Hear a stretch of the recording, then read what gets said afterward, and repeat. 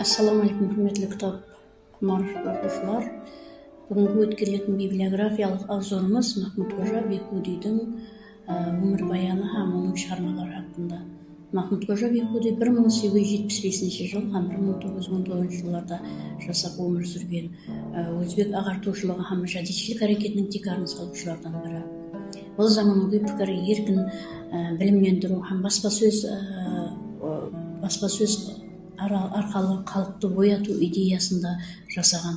Оның жұмысы заманауи мектеплерде көркемдестіру, сауаттылықты арттыру һәм жас әулетті марифатлы етіп тәрбиелеуге қаратылған.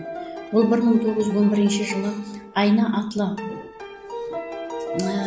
атлы ilmi ағартушылық журналын басып шығарған. Сондай-ақ бұл басылым арқылы жәмиеттегі социалдық һәм рухи машғалаларды додалауға қойған. Сонымен бірге «Подаркуш» драмасы арқылы жәмиеттілік сында сахнаға алып кірген һәм жаңа өзбек драматургиясының тикарларынан біріне айланған.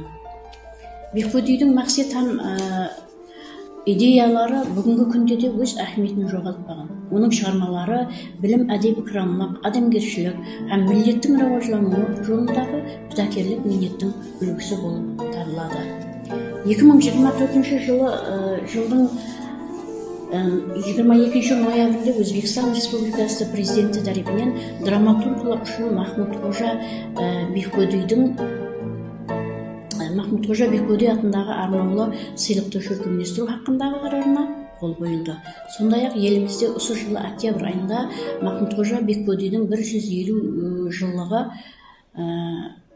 белгіленуі күтілмекте. Бейхудидің өмірі һәм дүрітушілігі әрбір кітапхананы ойлауға, оқуға һәм ағартушылыққа ұмтылуға шақырады. Келін, көрің, оқың, диққатларыңыз үшін рахмет.